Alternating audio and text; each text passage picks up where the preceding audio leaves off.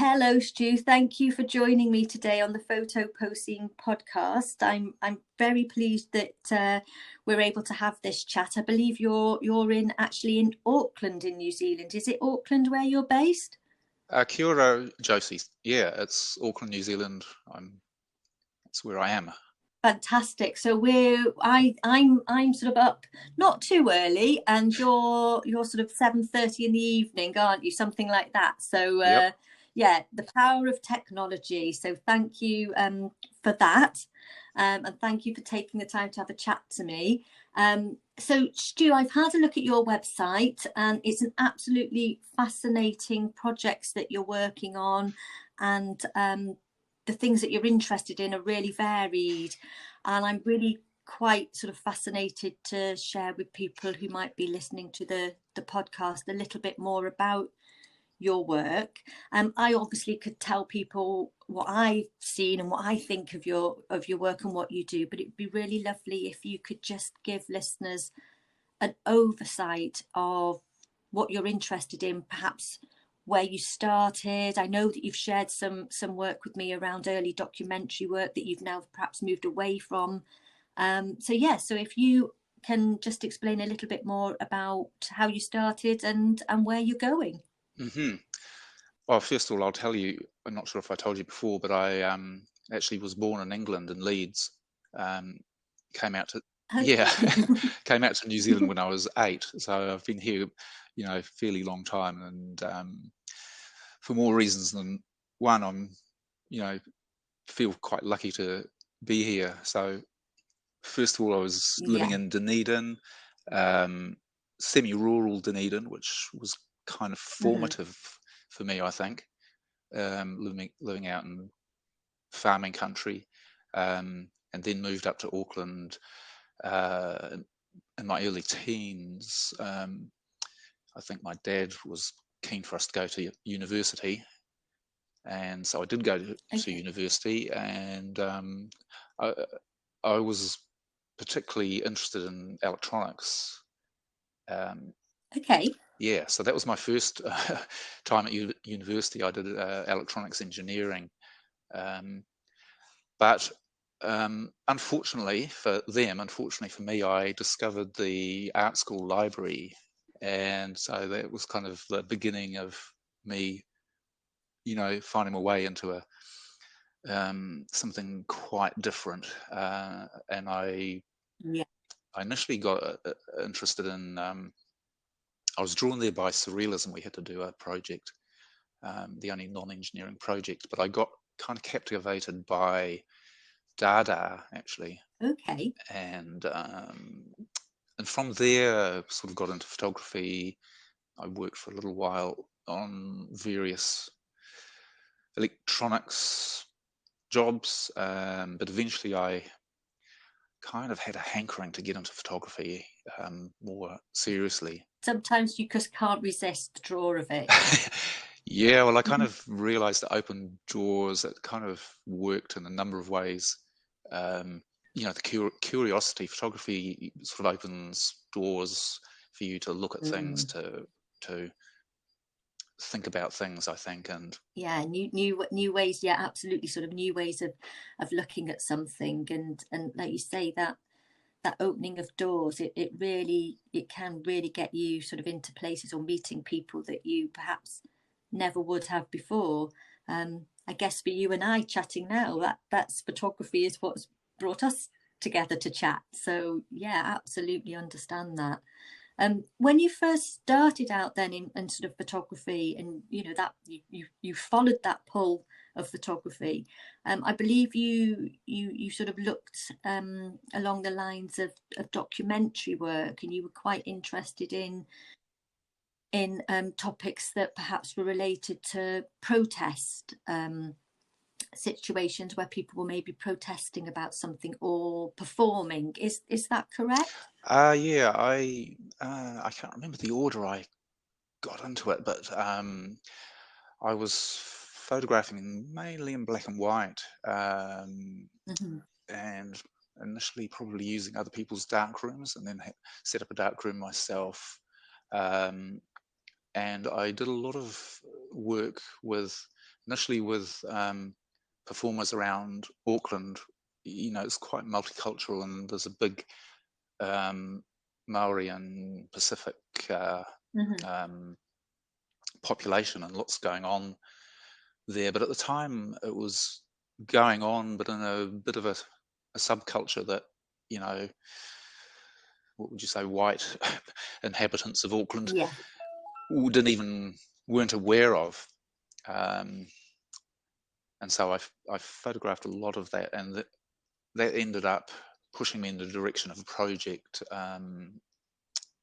I did in Indonesia over about 6 months, in colour, photographing predominantly musicians and weavers.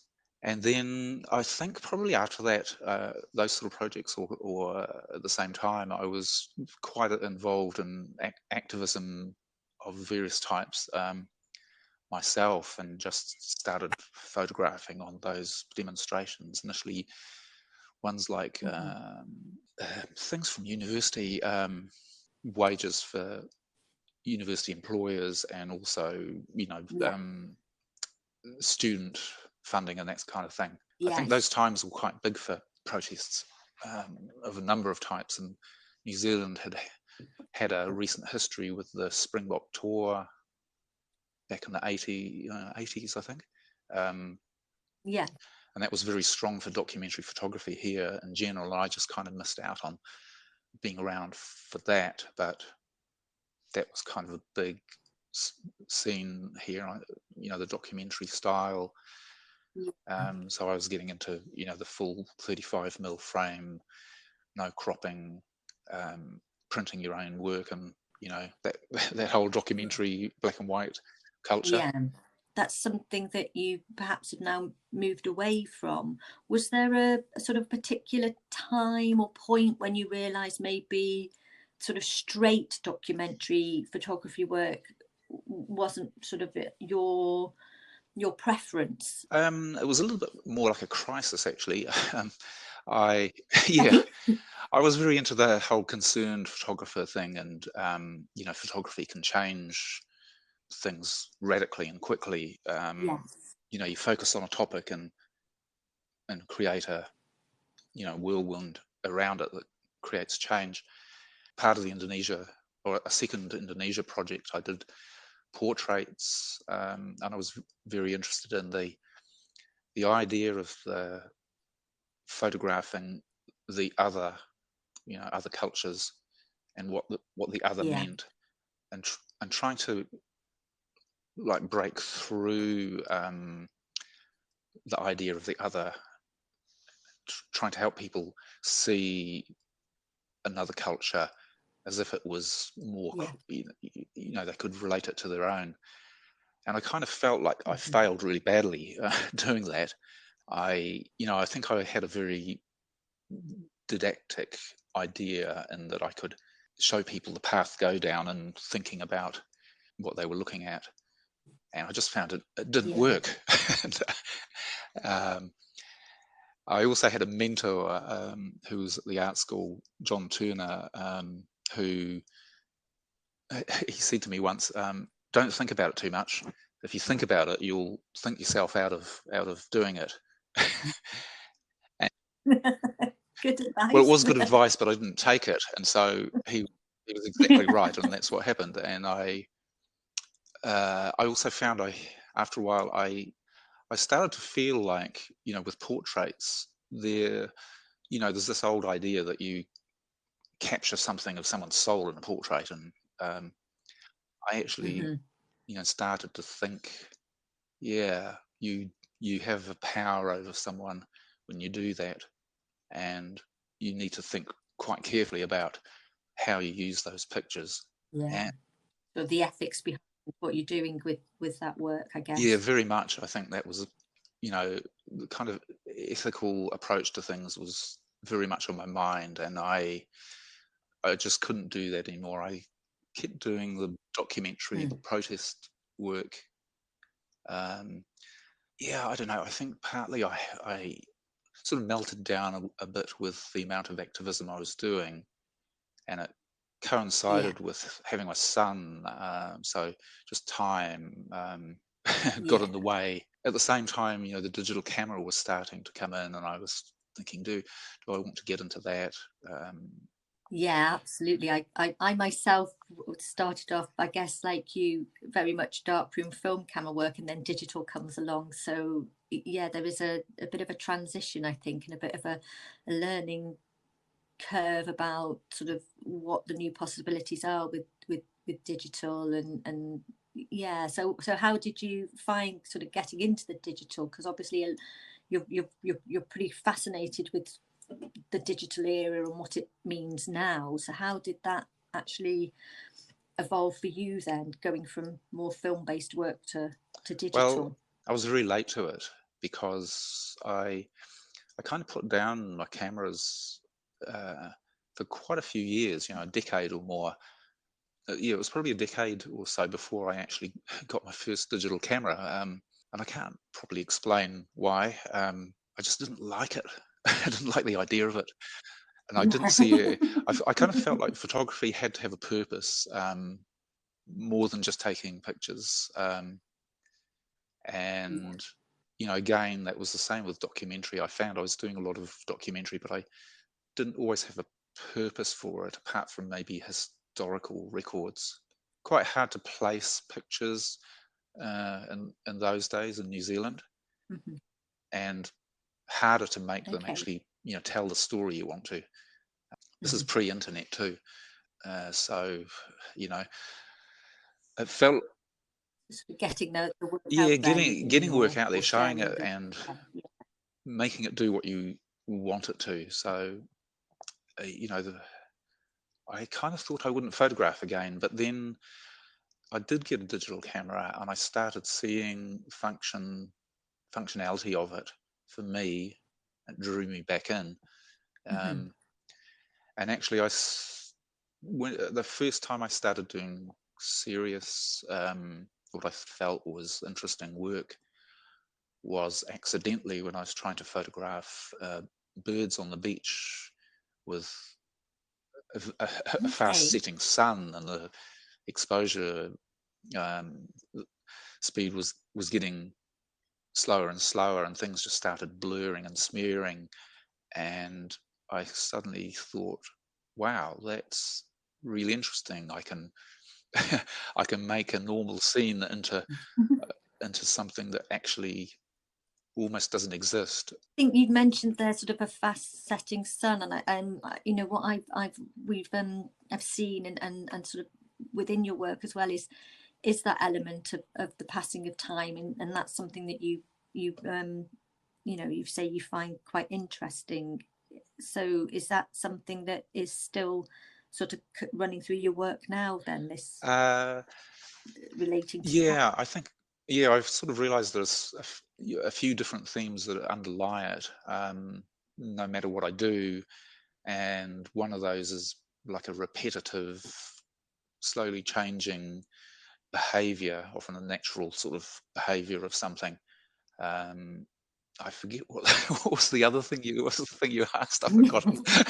I think we're just sort of thinking about sort of how time is related to the work now. I know that you've got some newer work that you're doing, which is sort of around natural forces, motion that repeats, sort of gradual changes, and just sort of that how you're working with those elements. And but I believe that, and I might be wrong here, Stu, so do please correct me, but was that is that work using reclaimed sheets of inkjet paper? So it'd be really lovely to sort of maybe if you can explain a bit more around how you work in that Mm. way. Well, yeah, there's probably a little bit more to tell on that first, and stuff with the smeared landscapes.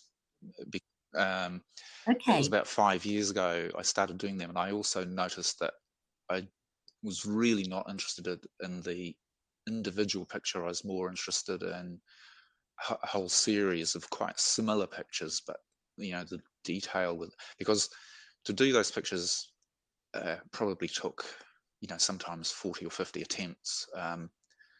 of moving the camera Wow. Okay. and then looking over it afterwards, going through all those pictures, and I started to think, oh, there's like these are all quite similar, but what's interesting is the little differences between them. And so I put them together as an Yeah. online project called Ether, and that was the first time I thought to use the web as an outlet. So that work, apart from a few pictures in a group show, that's just exists as a online show, and it exists in a couple of other Yeah. forms as well. And I may well revisit it to look at making it into a movie type, a moving image, or at least a slideshow type thing, Okay. moving between the similar images. So from that, I started. I guess the things that drive you sometimes are a low budget. So I was looking at how can I present this work and not get into the whole fine art print framed really nicely, presented in the white wall. And part of that was a budgetary thing, but it was also coming back to an ecological footprint type of thing, which is one of the activist things I've been involved in for a long time, and wanting to keep my own ecological footprint Yes. down as much as I can. So looking at what that means in terms of producing work, and so the idea of putting a work online was one way of addressing that. Then I started thinking I was about to buy a really expensive, A3, A2 inkjet printer, starting to think about Okay. printing these images a little bit larger than I had been before. And I also wanted to put a work in a group show and talk to a friend of mine, Rebecca Swan, who had been doing some work, some quite large work, asking her, what sort of material would be good to do that with. And she suggested the type of plastic that's used for billboards. So I produced one work like that. And then it occurred to me that this was, the format of that on this waterproof, high thickness, quality Yeah. plastic was going to be sticking around for an awful long time. And I talked to Rebecca about that, and she'd come to a similar conclusion and had stopped using that as a medium, and in fact started looking at pulping seaweed to make some new work. Yeah. Oh, amazing. So I kind Yeah. of started thinking I can't really do that for myself. I can't use. I like the material. I like how it comes out, but I just can't justify making more work like that. And so, probably about the same time. I mean, I told you I had this thing of electronics, and I've been a person who loves to take things apart, and started finding printers on the side of the road. Oh my goodness, I'd been seeing them really? around for a while, and I'm one of those people who kind of thinks, oh, maybe I could, use that, and I pick it up, and hopefully it gets used. Yeah.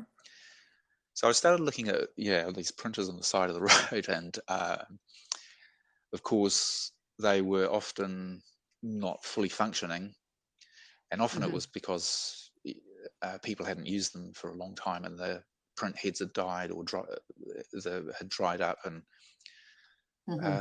along the way of trying to make those printers go, I started,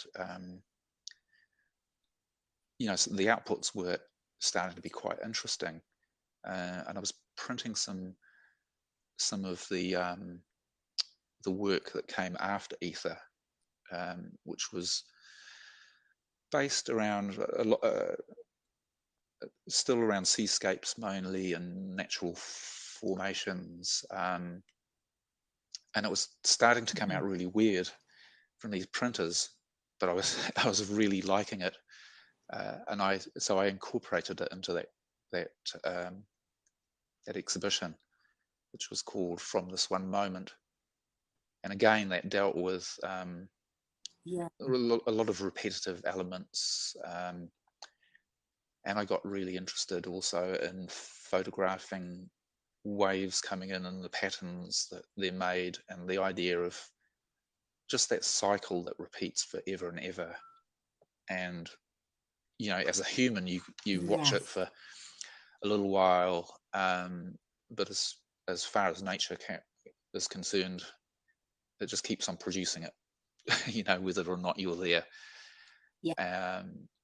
So I think that's kind of where that time element comes in. I'm really interested in aspects of big time and how that Mm-hmm. relates to, you know, human-centered time. Um, and those elements come into, you know, ecology Yeah. as well. You know, it's very I think it's very hard for us often to look at large segments of time and how that relates to what we're doing. You know, so hard. Yeah. Short, short lives in the grand scheme of things. I guess it's maybe, like you say, Yeah, perhaps and difficult so it to becomes always compute that. very relevant for things like big ecological issues, or even human rights issues, that, you know, may take generations to address. Is that something then throughout the work, obviously from this one moment, the work there, and that sense of, I guess when I look at it, the sense of flow, but there, I can see sort of with the seascapes, the movement and the repetition around that. But I'm also quite taken with, is it, I don't know if it's a current project or an ongoing project for you, is the project Collapse, which in a sense is completely, from when I'm looking at, looks completely different from this one moment. But there is also, to me, there's also, I guess, in the take one version of Collapse, it almost looks as if it's the microscopic of maybe if you were looking at sand under a microscope, or how would you describe Collapse then? How has that moved on from, say, this one moment? Let me see. It's certainly progressive, and it came from, you know, those initial things that were happening as I was printing From This One Moment. I had a series that I called failed inkjet prints, which was essentially that, failed inkjet prints, in a number of ways. I was getting, as well as getting the printers off the side of the road, I was also buying them on a second-hand market, usually for $1, because I found, I don't know, I couldn't resist them. Uh, I was really hoping that every time I'd get one, it would have some, you know, horrible failing that I could use to my advantage. And sometimes it did, sometimes it didn't. I also picked up Yeah. inkjet papers that people didn't want anymore, and had been sitting around for variable lengths of time. And I had this one particular one. I printed some pictures of wave forms that I'd just let, again, you know, at dusk, just working with slow exposures, handheld. So the picture itself is almost falling apart. But then the printer was printing on this very dodgy paper where it almost felt like the emulsion was falling off, except that Oh inkjet wow. paper doesn't have emulsion. I don't know quite what was going on, but it was almost like a double failure, and it was just gorgeous.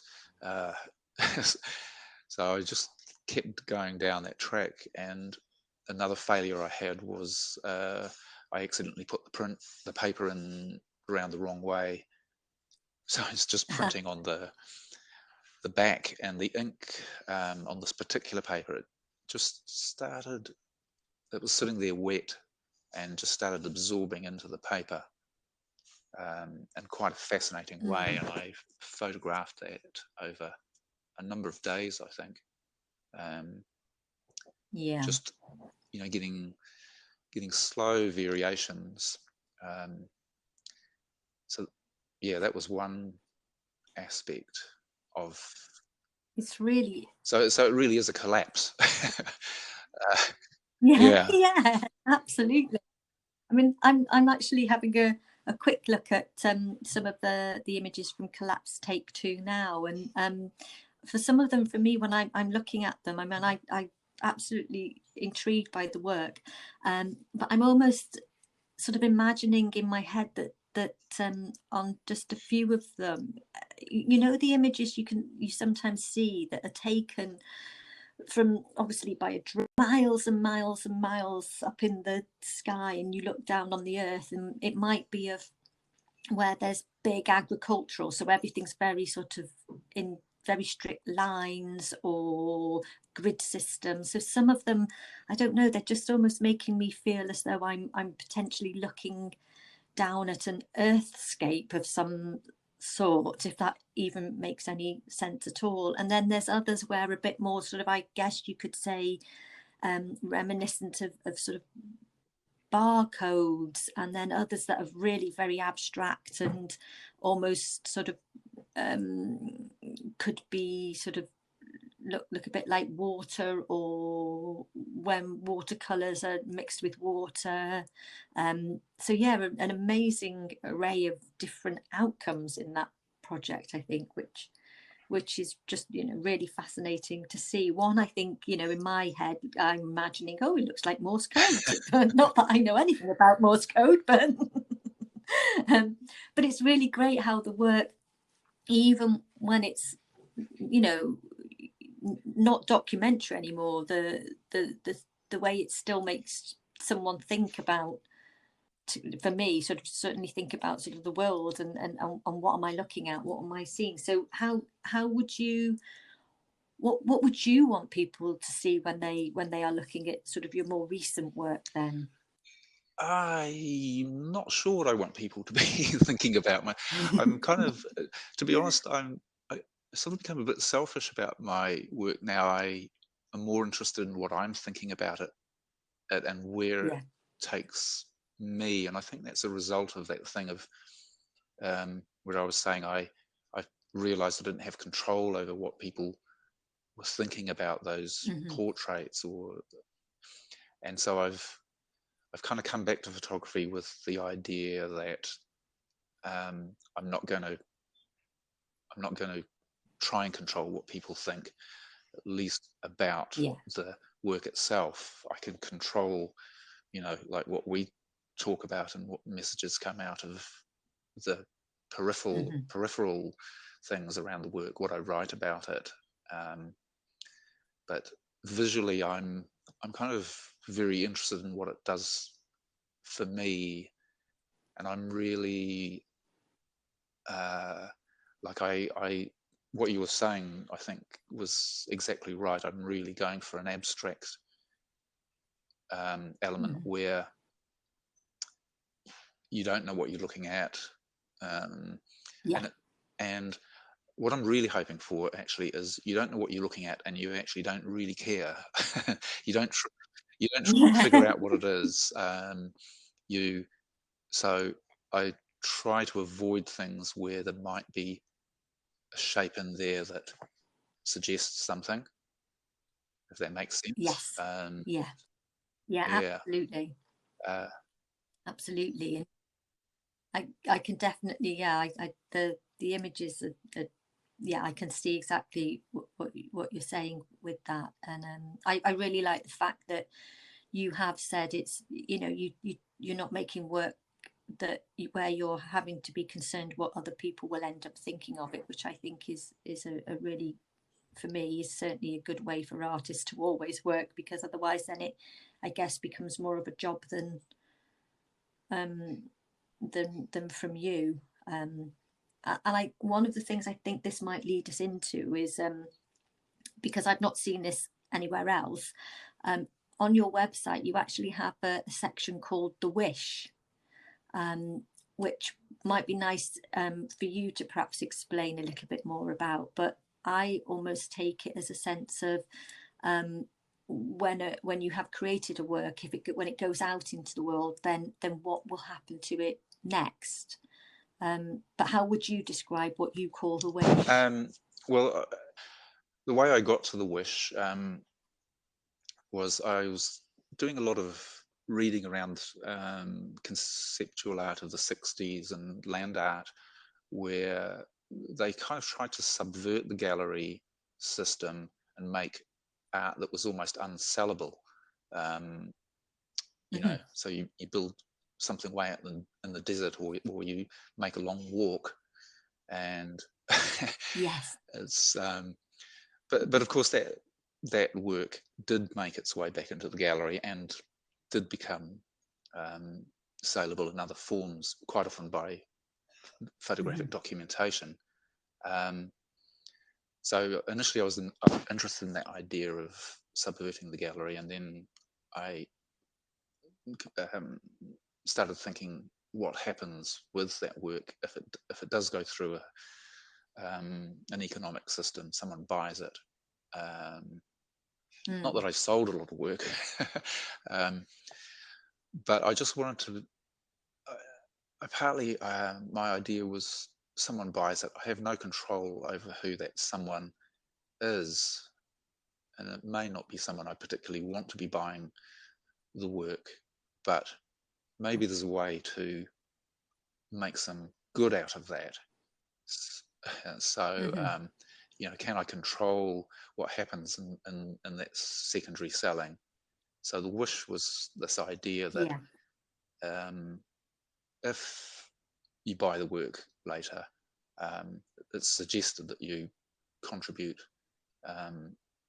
part of that sale, a percentage of that sale, to, and I was very vague here, you know, but an organisation that's doing some good. I didn't want to put any constraints on, and also I didn't want to make it a demand, because you're usually disappointed if you make a demand like that. So, you know, hand it over to the person themselves to make the decision. But but I guess an element of that, sorry, to then maybe encourage people, if they are going to perhaps make a donation to a cause, that it would be environmentally linked, because a lot of your work is now sort of, you know, it does relate to our environment. It relates to waste, the waste we make, what we consume, etc. And obviously the fact that you're reusing discarded products. So was it sort of to try and sort of encourage that then a little bit, to think about the environment through donating to some sort of environmental cause? Like you say, if they wish to. Yeah. Yeah, I wanted it to, I guess I wanted the work to keep saying this is about, you know, or my concerns are environmental. So yeah, I put the focus on that. And it's, you know, because I think it's a little bit like if you put an image on the web as well. If you're not very careful, it can slip away from you and slip out of your control, and either become meaningless or have a completely different meaning attached to it. So I guess I'm, you know, trying to be a little bit controlling still. But well, it is your work, so yeah, why not? But I think this also, the way you've described this, and like you say, this element of control, and when it's out of your hands and you don't know where it's going, but you're now, which is something again I'm very intrigued about, but absolutely really don't know anything about. And we'll see, Stu, if I even say this correctly, but you're now looking at working in ways that relate to NFT, which is non-fungible transactions. Now, I do have an inkling of what it is, but can you describe what that actually means and what that means to the work you're actually doing now then? Yeah, you said it correctly, actually. Non-fungible Yay! transactions. Yeah, it's a bit of a mouthful. Essentially a way of attaching authenticity to a digital work, and not necessarily just art. It's being used in other ways, but at least for us. But I think that NFTs have become a bit of a topic of the day in the media because of various large transactions that have occurred there.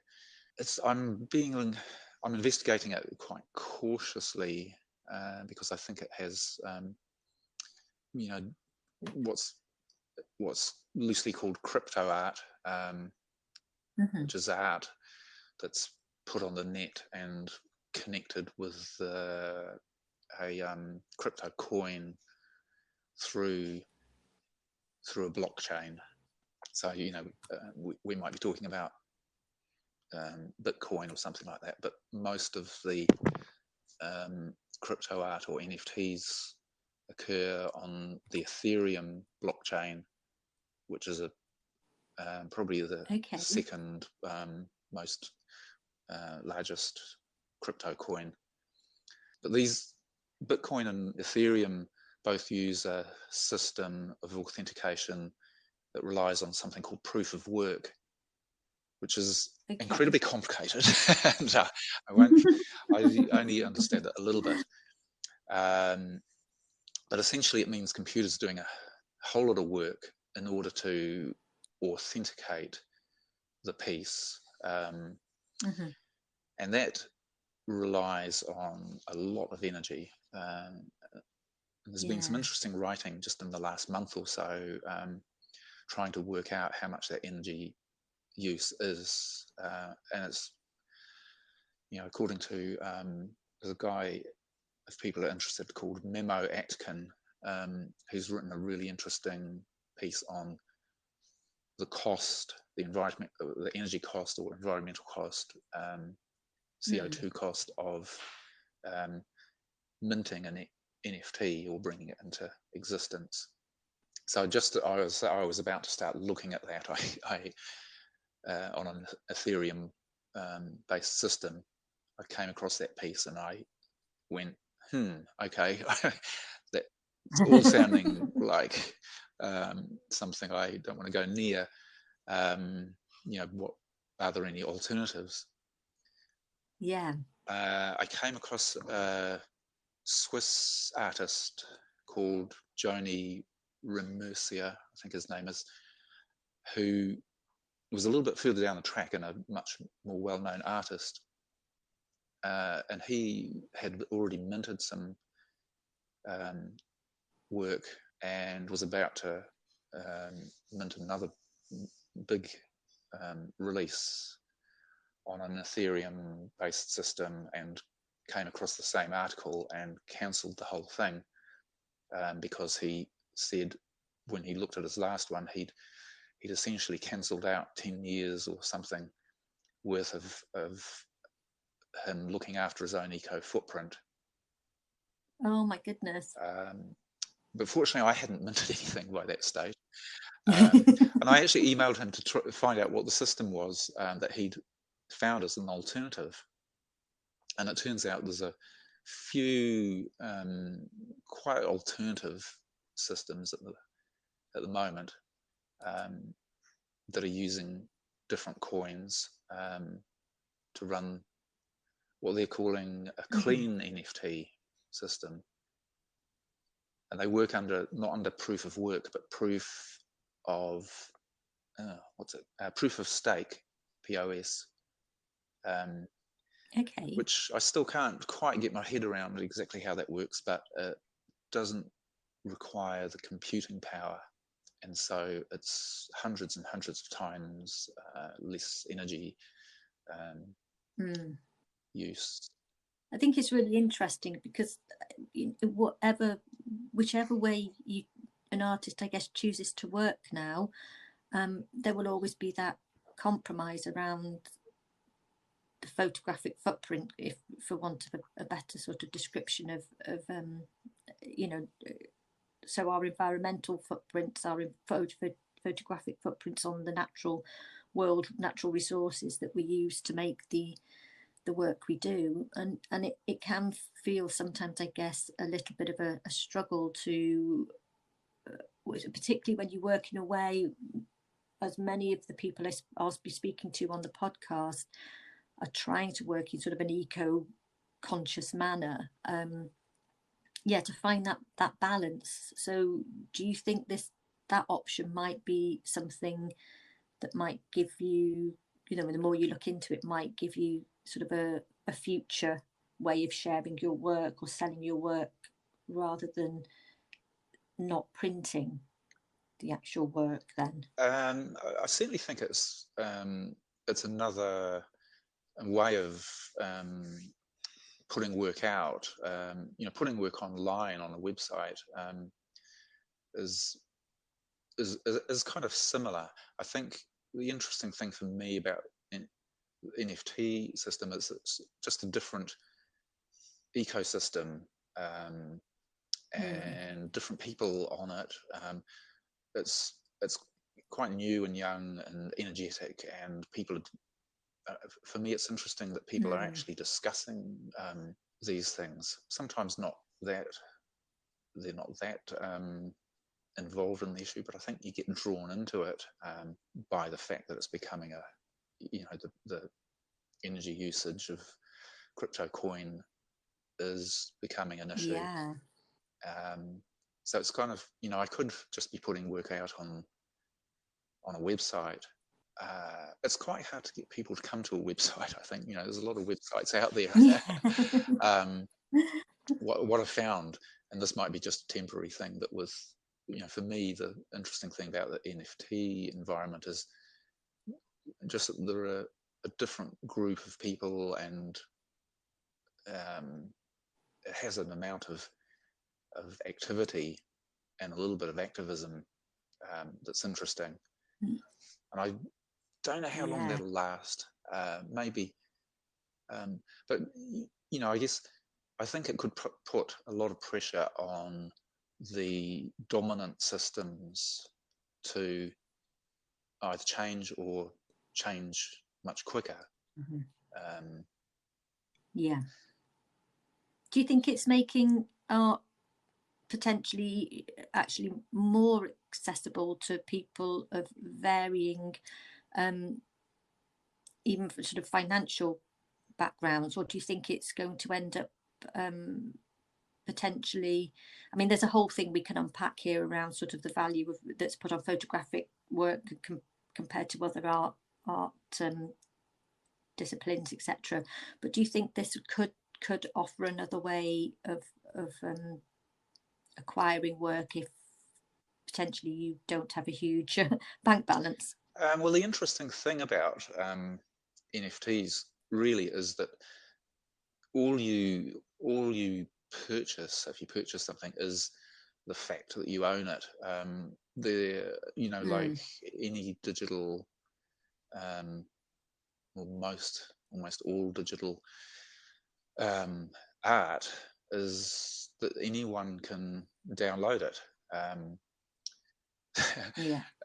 So it's quite an unusual sort of thing. I think it's potentially is going to create new art, certainly new concepts of, looking at concepts of ownership and transferal of art.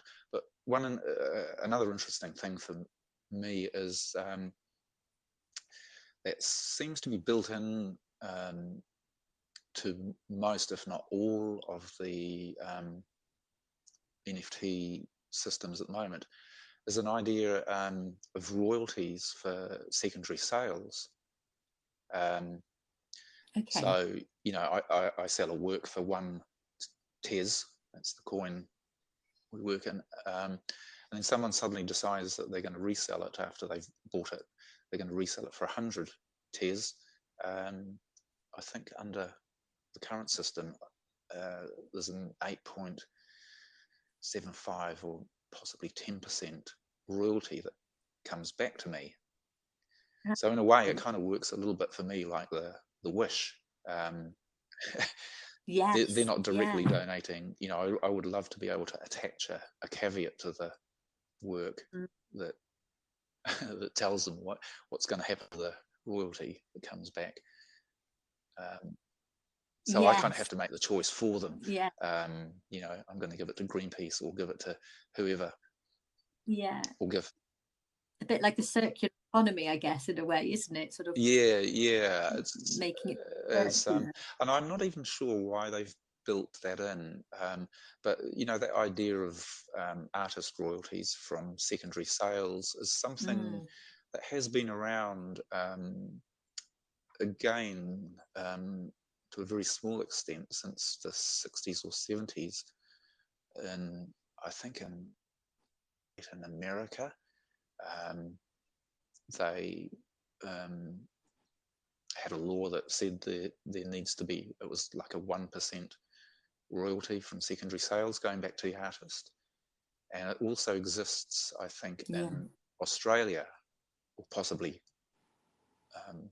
one or more states in Australia. So that idea has been around for a while, but I don't think a lot of artists actually know, you know, are aware of that. No, But suddenly here it is in the crypto art area, and it's like it's really common. It's certainly an area, I think, and I hope people actually listening to this podcast, you'll have certainly inspired some listeners, I imagine, to actually, if they've never heard about it, to investigate it a bit more. But I think one of the things you mentioned in that when you were talking was like a new group of people as well that you're reaching or could reach through that option. And we've spoken about your work and sort of you working on your own, but I know that you also work or have worked collaboratively with others, and you work with other sort of groups for group, whether it's an online web exhibition. I believe you've actually created books with other people, so that's almost the physical versus the online element as well. Do you have a preference? Do you like sort of working with other people's collaborating, or are you happier when you're off on your own, or do you enjoy both? That's a good question that I haven't quite worked out yet. I do find certainly the work I'm doing at the moment, the collapse work, I often just like a lot of it is quite process based, you know, and it takes a long time. Or I like one of the other ones I haven't mentioned, but I'm actually disassembling printers now and pulling the waste ink absorbers out and soaking them. It's a water-based dye in most inkjet printers, so I soak them and get the dyes out, and then I'm soaking various papers or dipping various types of papers into those solutions, and getting some pretty odd, abstract, interesting things. I find I just love to lose myself in the various parts of that process. I kind of don't want people around during that, but then I think in other parts of it, you know, in the editing part or the putting together of a finished like a book or something like that, because I do like that, you know, as well as being very digital based, I also do like the physical object, and the book form is actually a really good way to, you know, present serial work and repetitive work. Yeah, so I do like working with other people, but at certain points, I haven't done much of it, but actually working, you know, like in producing in exhibitions, for instance, or like you say, there was 5 of us worked on a collaborative book, which was published actually March last year, right at the start of our lockdown over here. Yeah. And and then there were none. Is it? Yes, book? and then there were none. Yeah. Which is also an Agatha Christie title if you try and Google it. Okay. Yeah, we kind of knew that, but we didn't realise it would divert some of our web searches. If you search hard, you will find it, and you'll find a website I created for that. And yeah, that was actually, it was kind of hard work working on that. It took a couple of years, but actually the book came out of almost like a support group for old photographers that we started up.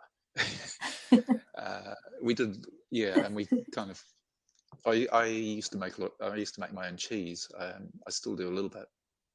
So we would meet over wine and cheese and discuss the issues of the world and what it meant and things like, you know, getting old and dying and all of that kind of found its way into the book that we, after quite a short while, decided that we were going to put together over these monthly and 2 weekly meetings we'd have. I love the way that's evolved. I really, yeah, it's a sort of story in itself, isn't it? How it's evolved and come to be. I really do like that. I mean, you've also said as well that you've been inspired by quite a lot of other artists, so from very, varied disciplines. Is there anyone in particular that you would say you have felt inspired by then? I mean, obviously friends and family and sort of, but any other, anyone working sort of in the art realm that you feel you could say has been sort of inspiring what you do or has influenced the fact that you're now working in, you've gone from the documentary more to the abstract style? Well, yeah, I'm kind of learning about what influences me sort of all the time. And I mentioned I started looking at Dada around the same time. I was quite into punk and not just the outputs, but the philosophy of both of those movements. The kind of DIY of punk and actually of Dada as well. And then more recently, I've been really interested in sort of the minimalist movement, both in art and music. And I think music's actually had quite a formative influence on me. Again, the minimalists, such as Philip Glass is the main one, Steve Reich, those repetitive, slowly moving patterns. Just I keep coming back to that. But also, there's a Dada poet called Tristan Tzara, who I don't know an awful lot of the work of, but a lot of people would know the song. There's a song by Talking Heads which references his lyrics. Okay. Which I've suddenly forgotten the name of, but look it up. Will do. And of that same era, Man Ray, Yes. Man Ray. Yeah, I don't like all of Man Ray's work. Actually, I think some of it's a bit overrated, but he was. No, I agree with you. Yeah. I mean, he was wildly experimental, and his rayographs. I find some of them work really well. Some of them he could have left behind. But his also his work when he photographed Duchamp's large glass, the dust that was, you know, that's really interesting. I'm really interested in detritus, I guess, the kind of stuff of the real world. You know, it's, yes, and for me, it's, you know, there's kind of beauty in all sorts of places, not just in the beautiful that we think. And that's why I'm really interested in printer work with the falling apart test charts and things like that. I think you were talking about the dots that are just falling off the yeah, page, and you know, all that stuff, just quite fascinating to me. And it talks about nature, even though it's produced digitally. So, but other influences, I would maybe say, there's a German photographer, Uta Barth, who, you know, her work here, yes, just fantastically yeah, beautiful work, and conceptually really interesting as well. You know, when those things come together, I really like that. Wolfgang yeah, Tillman's abstract work, especially, he's done some really interesting experiments with uh, putting light onto paper, putting papers through dirty processing machines and photocopiers, and that speaks a lot to me as well. yes, Um, yeah, absolutely. I can, I can see that. And there is just one more project that you've worked on that I quite like to just have a sort of do a nod to, and I think this is slightly selfishly, because where I live in the UK, I live in an area where it has dark sky status, and you actually did a project called A Fickle Light, and that was concerned with artificial light, and I found that really sort of fascinating, because I also am intrigued by, you know, sort of the amount of light that we produce, man-made, human-made light that we produce, and how that affects the natural world, whether that's birds or just sort of, you know, the night sky, etc. What was it about that then that sort of prompted you to have a look at the artificial light and work around um, that? it's a while since I've looked at that project, actually, but I'm glad you mentioned it, because yeah, that was almost the only normal photography I've done for a wee while. And even that is not completely normal sometimes. But there were two things that got me on that onto that.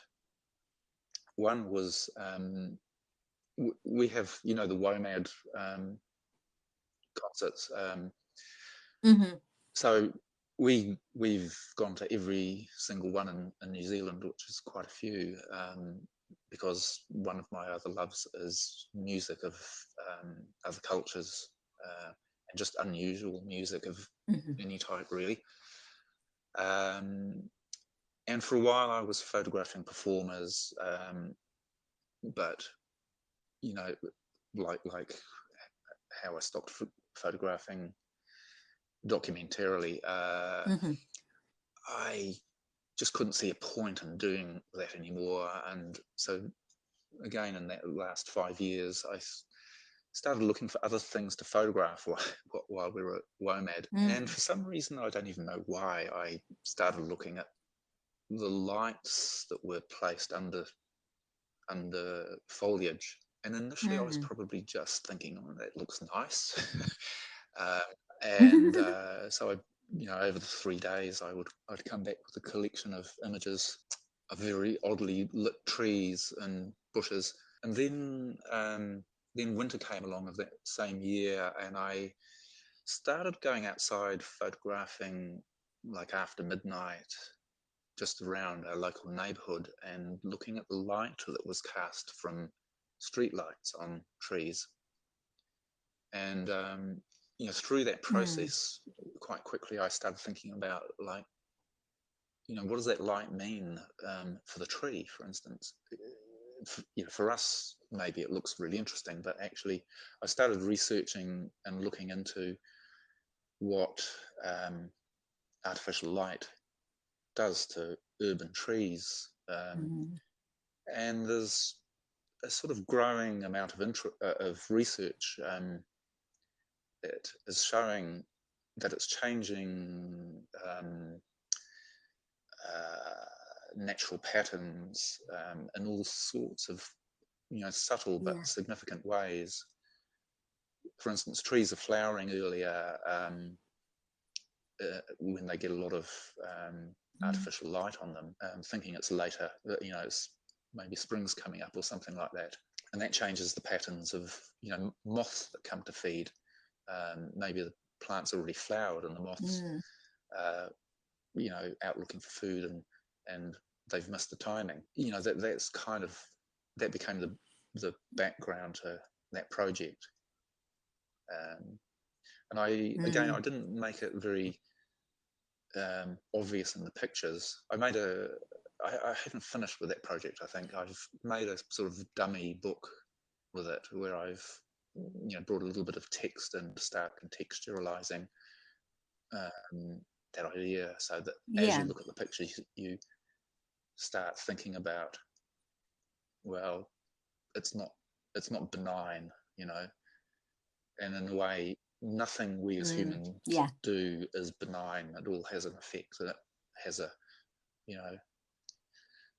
bit like the eco footprint. We can't be alive without having some sort of footprint. We're always sort of leaving a light trace, on, as it were, I guess.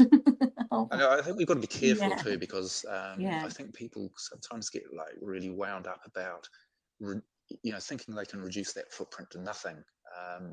There's only really one way you can reduce the footprint to nothing. So you've got to it's compromise. Figuring out what really means something to you, and what things don't. On that note then, Stu, because I could actually talk so much more about your work and your thought processes around it, but I like to ask everybody sort of the same end question, which is quite a broad, no right or wrong answer to it. But what do you actually think then in relation to the human impact on the natural world and our natural resources that photography or photographic art can actually do? What is it really? What's your reason for sort of trying to work in a more environmentally minded way? My reason, I guess, is I can't really do, once I'm thinking about that, I can't really do anything else but try and work out ways to work in a way that feels right. But again, I'm trying to keep the balance of, I could say maybe I shouldn't produce any work at all, but I guess producing the work keeps me going in a way. So maybe not forever, but for right now, it's kind of one of the main things I want to do. And but also producing the work makes me involve myself in the issues. Maybe it has a small impact along the way.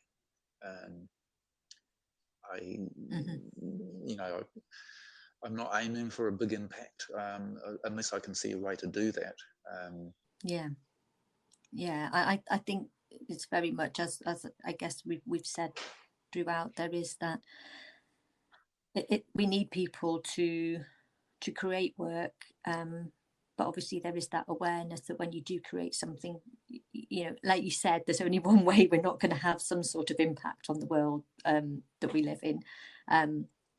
So for people photographers, photographic artists, making work, creating work, it's just really fascinating to sort of know what it is that drives them to do that, and it being sort of something that you're driven to do, even if you're not 100% sure exactly why, but actually doing it in a way that does have that consciousness around raising awareness on a topic, or even trying to work in ways that minimize, you know, sort of products that so happy have a less impact. It is just a huge sort of balance and compromise, a bit like a seesaw, I think, for everyone involved. But it's really is interesting to hear sort of your views on that side of things.